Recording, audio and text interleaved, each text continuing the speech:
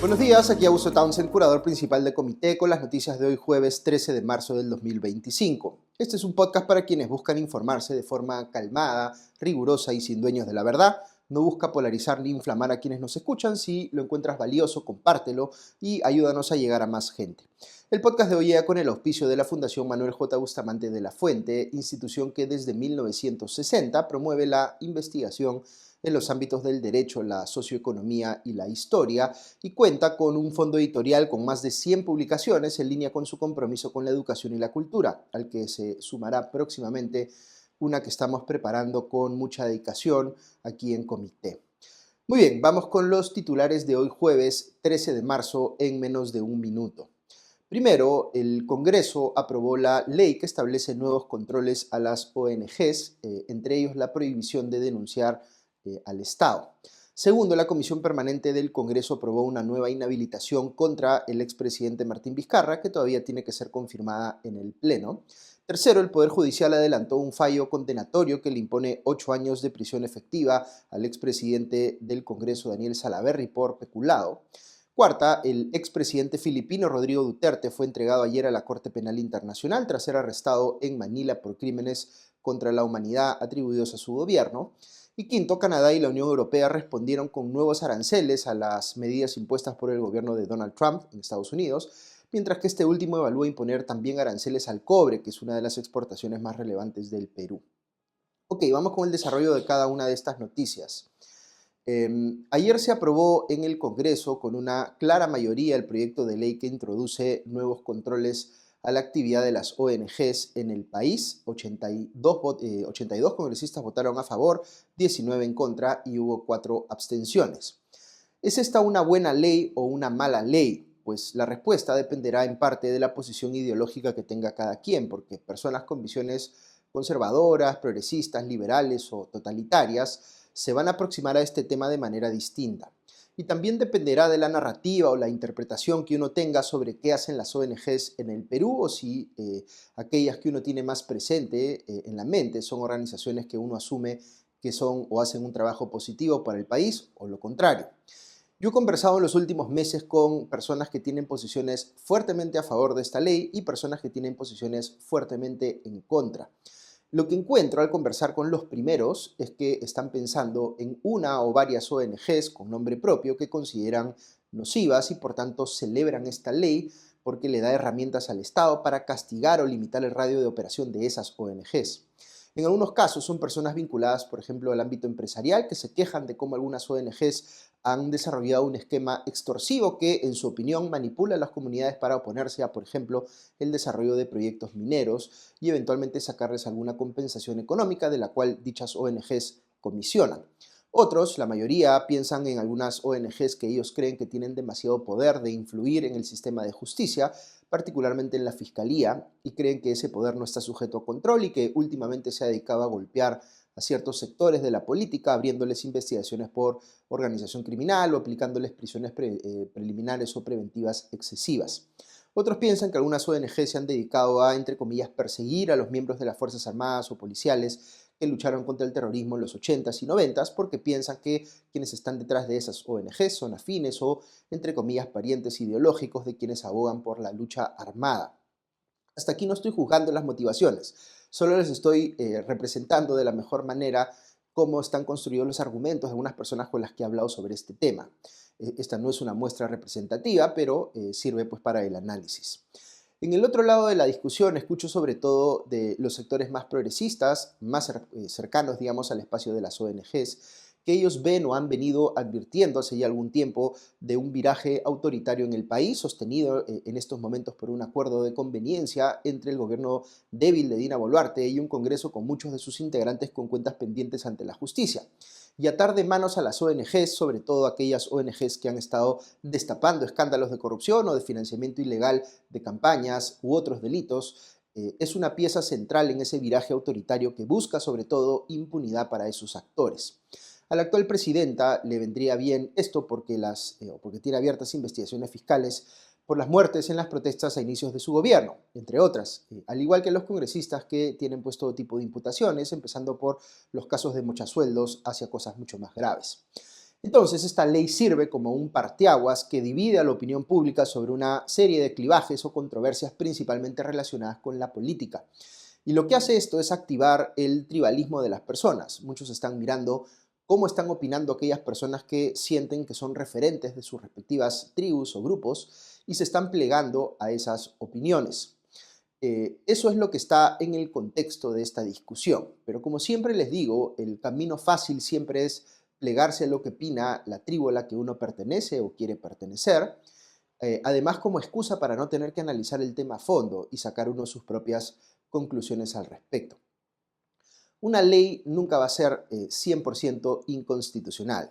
Si un proyecto de ley se extralimita y regula aspectos en violación de lo que dice la Constitución, puede incluso ser una parte minoritaria de esa ley, mientras que lo demás es perfectamente válido, en cuyo caso se podría extraer o derogar solo esa parte que es inconstitucional y dejar lo demás incólume. En el análisis que yo he venido haciéndoles sobre este proyecto ya convertido en ley, les he venido diciendo que esta ley no es 100% inconstitucional, pero que sí tiene aspectos puntuales que claramente lo son. Y no es que estén en el margen y que sea dudoso si efectivamente son o no son constitucionales. Aquí me toca decirles con total claridad, por una cuestión de honestidad intelectual, que no hay duda alguna, al menos en mi criterio, de que son inconstitucionales.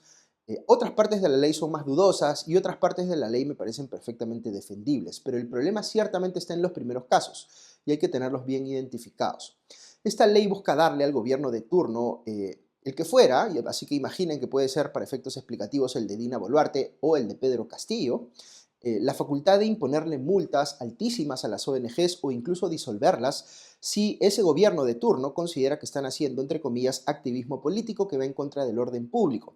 ¿Qué podría entrar dentro de este concepto? Pues imaginen la discrecionalidad con la que podría interpretarlo por un lado Dina Boluarte o por otro Pedro Castillo, el que prefieran, para silenciar cada uno a las ONGs críticas de sus gobiernos o a las que les tuvieran animadversión por las razones que fueren. Pensándolo en clave ideológica, un gobierno como el de Boluarte podría querer disolver ONGs pro derechos humanos, de la misma forma que un gobierno como el de Pedro Castillo podría querer disolver ONGs pro empresa o pro inversión, incluyendo gremios empresariales con posiciones críticas a su gestión. Ojo que yo sí considero que puede haber ONGs realizando actividades muy cuestionables que sí ameriten la disolución como sanción. No estoy diciendo que esta sanción sea per se inconstitucional. Lo que estoy diciendo es que lo inconstitucional en este caso es que estén no en cabeza del Poder Judicial aprobar una sanción de este tipo siguiendo pues el debido proceso, sino que el gobierno de turno lo pueda hacer con un grado enorme de discrecionalidad. Esto último es lo inconstitucional.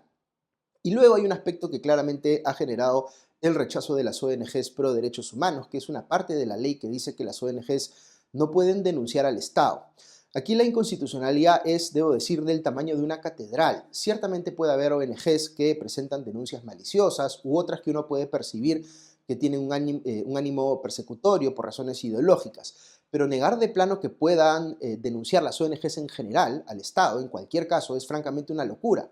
Imaginen que un familiar de ustedes es detenido por agentes del Estado y sometido a tortura o a persecución política por sus ideas. Es justamente en esos casos que se necesita una sociedad civil fuerte que esté en la capacidad de llevar a un gobierno a los tribunales. Cerrar por completo esa puerta, impidiendo que las ONGs puedan denunciar al Estado, va directamente en contra de lo que señala la propia Constitución al reconocer que nuestro sistema de justicia debe responder a una instancia supranacional que vea violaciones graves de derechos humanos. Por ejemplo, aquí tenemos que ser ecuánimes al ver la evidencia. Nuevamente no estoy negando que pueda haber denuncias maliciosas o casos de ensañamiento en la vida jurisdiccional, pero esos casos, que son cuestionables, no hacen que desaparezcan todos aquellos otros casos donde sí hay violaciones de derechos humanos de verdad atribuibles a un Estado por las que alguien tiene que responder. Eso es lo que podría decirles si voy al detalle del proyecto de ley. No he mencionado todas las cosas y he tratado este proyecto de ley en extenso varias veces anteriormente en el podcast. Pero si lo veo más alto nivel desde una óptica ideológica, la mía como liberal y como demócrata, es que no puedo estar pues, de acuerdo o a favor del controlismo excesivo de las organizaciones de la sociedad civil, como tampoco lo estoy respecto de la empresa privada, por ejemplo. Este claramente es un tipo de ley que uno vería en un país que no defienda, digamos, un modelo de democracia liberal, sino en un país autoritario, donde algunas personas piensan que en la medida en que controlen el poder, pues en buena hora que existan mecanismos autoritarios para que puedan censurar a quienes piensan distinto. Porque, repito, esta no es una ley que solo busque, entre comillas, mayor transparencia, es una ley que instrumentaliza y habilita un camino para que un gobierno autoritario, potencialmente, desaparezca a sus críticos. Hay muchas razones por las cuales en el Perú no tenemos una cultura verdaderamente democrática. Una de ellas es porque muchos creen fervientemente en la máxima: para mis amigos todo, para mis enemigos la ley. En este contexto de polarización en el que sentimos que todo aquel que piensa distinto es esencialmente un enemigo, hay muchos que creen que esta ley es fantástica siempre y cuando se aplique solo para acallar a sus enemigos, pero no se ponen en el escenario de que se utilice al revés, para acallarlos a ellos o a quienes defienden sus ideas. El problema con el pensamiento, a mis amigos todo, a mis enemigos la ley, es que salvo que nos convirtamos en una dictadura, el poder siempre va a cambiar de manos y quienes en un momento son amigos del poder o del régimen, rápidamente pueden convertirse en enemigos y esa misma ley autoritaria que celebraban puede volverse la espada de Damocles que se utilice en contra de ellos.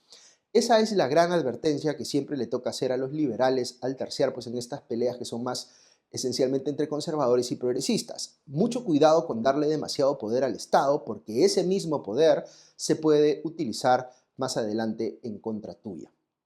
Segunda noticia.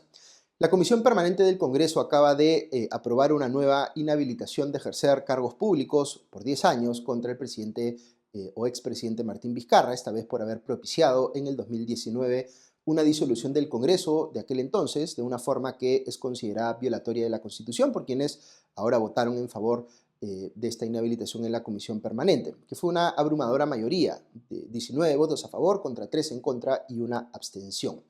Todavía falta un paso más para que esta inhabilitación se apruebe en definitiva, porque debe ir después de la Comisión Permanente, tiene que pasar a ser votada en el Pleno del Congreso. Pero por haber sido tan contundente el resultado en la Comisión Permanente, lo más probable es que se ratifique en el Pleno. Como recordarán, lo que señalan quienes buscan inhabilitar a Vizcarra, en este caso en particular, es que forzó la figura de la, entre comillas, negación fáctica para así poder disolver el Congreso, aun cuando formalmente no le habían negado una cuestión de confianza por segunda vez, que es lo que tiene que pasar para que un presidente pueda disolver constitucionalmente el Congreso. Vizcarra se defiende diciendo que su caso fue visto tiempo atrás por el Tribunal Constitucional y este consideró que no fue inconstitucional lo que él hizo. Este argumento de Vizcarra es legalmente válido porque, pudiendo haber dicho lo contrario, el TC evitó entrar al fondo del asunto y declarar pues inconstitucional el cierre del Congreso que hizo el expresidente, aunque yo diría que esa es una sentencia que, si bien hay que respetar, es bastante débil en sus argumentos.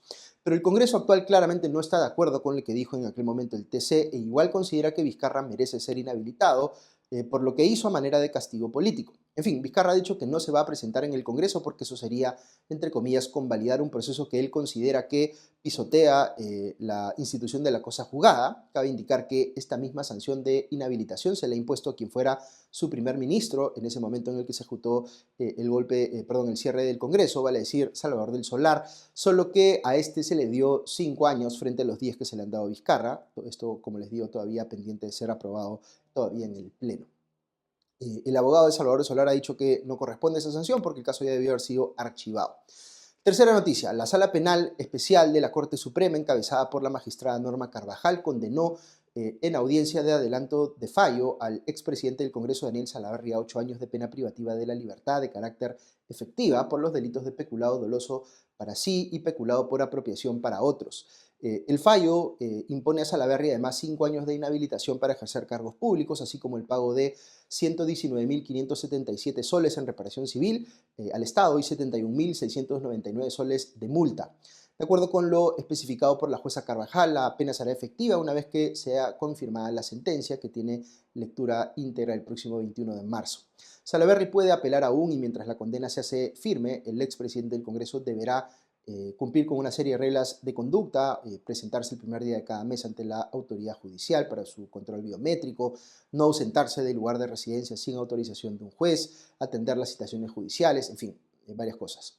Salaverry, quien fue presidente del Congreso entre julio del 2018 y julio del 2019, sería culpable de haber utilizado de manera irregular 10.000 soles, un monto asignado por la Dirección General de Administración del Congreso para cubrir gastos relacionados con la semana de representación. El entonces congresista por Fuerza Popular para la región de La Libertad no habría asistido a las actividades correspondientes de la semana de representación, es decir, habría fraguado que tuvo gastos que en realidad no se realizaron porque no estuvo presente él en esas actividades. Siendo esto muy grave, igual hay que preguntarse aquí si es proporcional ponerle una sanción de 8 años de cárcel efectiva, pero en fin, esa es una discusión judicial. Cuarta noticia, el expresidente de Filipinas, Rodrigo Duterte, fue entregado ayer a la Corte Penal Internacional en Países Bajos tras ser arrestado en Manila por crímenes contra la humanidad presuntamente cometidos durante su presidencia. El exmandatario filipino es acusado por la Corte con sede en La Haya por delitos cometidos durante su campaña contra las drogas, ocurrida, digamos, entre el 2011 y el 2019. Según cifras oficiales, al menos 6.200 personas murieron en Filipinas en la guerra contra las drogas, mientras que organizaciones de derechos humanos afirman que hubieron cerca de 27.000 fallecidos y que la mayoría de estos eran hombres pobres, en muchas ocasiones no relacionados con el narcotráfico. El arresto de Duterte en el aeropuerto de Manila se produjo luego de que la Corte Penal Internacional emitiera una orden de arresto en su contra de forma secreta que recién se hizo pública tras la detención del expresidente. Los jueces de la Corte señalaron que existen motivos razonables para creer que los miembros del llamado Escuadrón de la Muerte de Davao y las fuerzas del orden filipinas atacaron a un gran número de personas que estaban supuestamente involucradas en actividades delictivas. Al menos entre 2011 y 2019 habría ocurrido pues todo esto. Duterte fue alcalde de Davao y presidente luego del país y fundó y lideró pues este mencionado Escuadrón de la Muerte. Por esos motivos la Corte Penal Internacional considera que el exmandatario filipino tendría pleno conocimiento de la existencia y el alcance de estas operaciones y que sería también coautor indirecto del crimen de asesinato. Cabe mencionar aquí que Duterte retiró a Filipinas del Estatuto de Roma, tratado que fue, digamos, el que fundó la Corte Penal Internacional. Eso ocurrió en mayo del 2019, esta salida, pero la decisión no afectó la jurisdicción de la Corte sobre cosas o delitos cometidos antes de esa fecha. El fiscal de la Corte Penal Internacional, Karim Khan, señaló que el arresto de Duterte es importante para las víctimas y defendió al tribunal de las críticas diciendo que las investigaciones que realizan son independientes e imparciales. Quinta noticia. En un nuevo capítulo de la guerra comercial iniciada por el presidente de Estados Unidos, Donald Trump, tanto Canadá como la Unión Europea decidieron imponer aranceles a las importaciones de productos de ese país en respuesta a los mayores impuestos que deben pagar el acero y el aluminio al ingresar a los Estados Unidos desde este martes.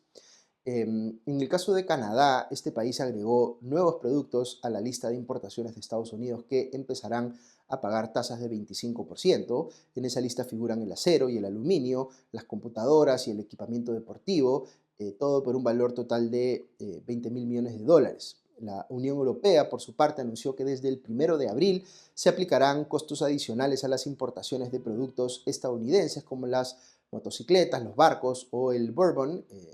Este primer paquete ya se había aprobado cuando Trump impuso tasas de 25% al acero y al aluminio en el 2018, pero se habían suspendido porque Estados Unidos y la Comisión Europea habían llegado a un acuerdo. El 13 de abril entrará en vigencia un segundo paquete de contramedidas para igualar el golpe económico a las exportaciones europeas, que llega a 28.000 millones de euros. Los productos que estarán en esta lista aún no han sido definidos por la Comisión Europea.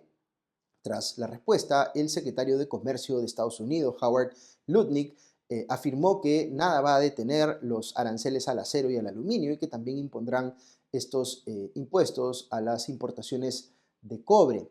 Este anuncio es una nueva fuente de preocupación para el Perú, pues uno de los principales productos de exportación que tenemos en nuestro país es precisamente el cobre. Como explicó al diario Gestión Rafael Sagnic, gerente de estudios económicos de COMEX Perú, si esas tarifas se aplican de manera equitativa a todos los países del mundo, el principal golpe de esta medida recaería sobre las industrias que demandan cobre en los Estados Unidos. No obstante, si se imponen de manera diferenciada o selectiva y la industria estadounidense tiene que pagar esos impuestos para importar cobre peruano, mientras que otros países son exceptuados, eso sí generaría desventajas y representaría un fuerte golpe para la industria cuprífera peruana. Ok, hasta aquí las noticias de hoy, pero si quieren escuchar unos minutos más, hoy tengo un comentario invitado en el espacio de la reflexión del día. El Banco Mundial acaba de anunciar un nuevo estudio que se llama Perú aprovechando oportunidades para el crecimiento y la prosperidad, que hace un diagnóstico a profundidad de la situación actual del país y analiza el tipo de reformas y la audacia, digamos, que necesitamos para convertirnos en cuestión de décadas, digamos, en un país de ingresos altos. Para que nos comente al respecto, invité a Tania Goodwin, economista senior y líder del programa de prosperidad del Banco Mundial para los países andinos. Así que escuchamos a Tania. Nuestro informe concluye con un mensaje alentador. El Perú se podría convertir en un país de ingresos altos en 20 años. Pero ¿qué reformas audaces harían falta para lograr esta meta? En primer lugar, impulsar la productividad. Hay que hacer cambios para que las empresas formales, las productivas, puedan crecer y crear más empleo de calidad. Lo que el informe muestra es que el gran universo de empresas informales no son lo suficientemente productivas para formalizarse. Es por ende que hay que concentrarse en el crecimiento de las empresas formales productivas.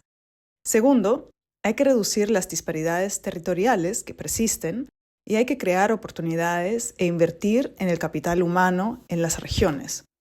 Tercero, hay que mejorar la capacidad institucional. Solo como un ejemplo, mostramos que a fines del 2023, el 40% de todos los proyectos de inversión pública estaban o abandonado o paralizado. Hace falta una reforma integral del sistema de inversión, del servicio civil, entre otros. Lo bueno es que el Perú tiene mucho potencial para crecer. Con la transición energética, por ejemplo, el potencial minero del Perú es aún mucho mayor. Vemos potencial también en la agroindustria, en el turismo, y finalmente reducir la brecha de género es otra oportunidad para crecer, para aprovechar mejor el talento de las mujeres, incluyéndolas en el mercado laboral formal.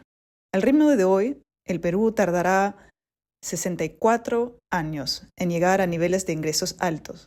Con reformas audaces, lo lograría en 20 años. Muy bien, con esto llegamos al final del podcast de hoy. Muchas gracias a Tania Goodwin del Banco Mundial por su aporte esta mañana. Como siempre, un agradecimiento muy especial a nuestros auspiciadores, a la Fundación Manuel J. Bustamante de la Fuente y a nuestros suscriptores que nos permiten con su apoyo poder llegar a ustedes cada mañana. Que estén muy bien y ya nos escuchamos pronto. Adiós.